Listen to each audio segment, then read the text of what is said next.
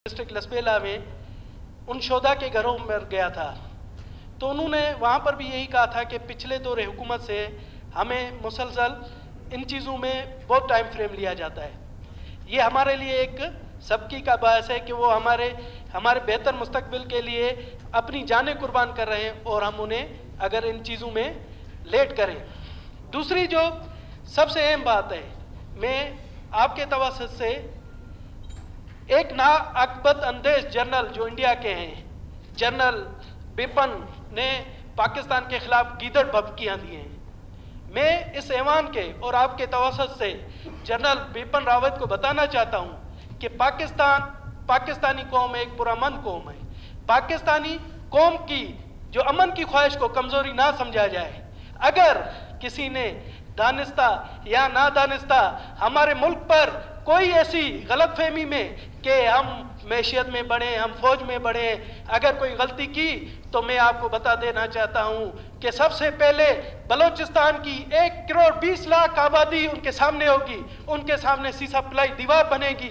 बशमूले 4 लाख अक़लियती बिरादरी सबसे आगे होगी।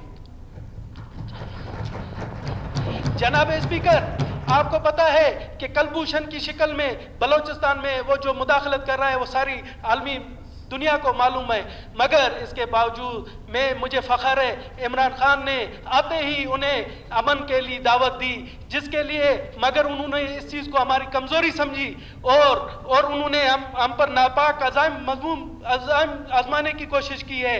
मगर मैं आपको ये बता देना चाहता हूँ कि अगर उन्होंने ये गलती की तो तारीख बताएगी कि इंडिया के नाम का भी एक मुल्क था। जनाब स्पीकर, हम पाकिस्तान के बेटे हैं, ये धरती हमारी माँ है। हमारी माँ के खिलाफ कोई भी अगर टेढ़ी नजर देखेगा तो सबसे पहले दिनेश कुमार उसकी नजरें फोड़ देगा। जनाब स्पीकर,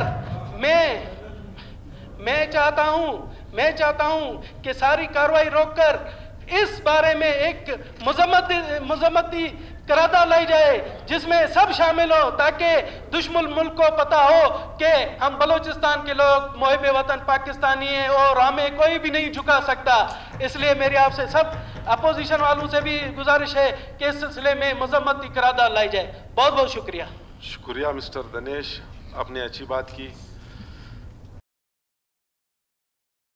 कर दूसरे लोगों के ऊपर जिम्मेदारियां, फॉर एग्जाम्पल जैसे अगर आप देख लें कि कहीं पर भी कोई वाकया होता है, सबसे पहले एफसी बलूचिस्तान वहाँ पहुंची हुई है।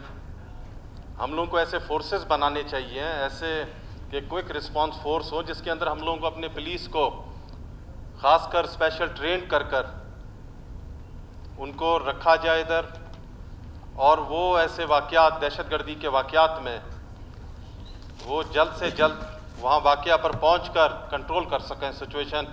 क्योंकि आप खुद देख लें कि 2-3 दिन पहले किस तरीके से जो इंडिया के अंदर वहाँ के आर्मी ऑफिशियल्स किस तरीके के बयान दे रहे हैं, उससे तो साफ जाहिर होता है मज़ीद आने वाले दिनों में इंडिया के रॉ के एजेंट यहाँ एक्टिव होकर बलूचिस्तान के हालात ख़राब करेंगे।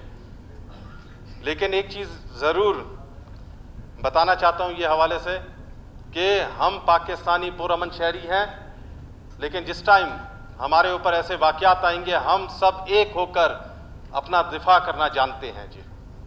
ज़्यादा वक्त नहीं लूँगा जी, लेकिन ये ज़रूर रिक्वेस्ट करूँगा जी आपके हवाले से होम मिनिस्टर साहब को कि मेहरबानी कर ये सिक्योरिटी के सिस्टमात को बराबर करें, ख़ासकर डिस्ट्रिक्ट डेरा बुगटी के अंदर, और जो लोग हमारे आउट ऑफ डिस्ट्रिक्ट हैं उनको वापस दिया जाए, क्योंकि हमारा बहुत सेंसिटिव एरिया है।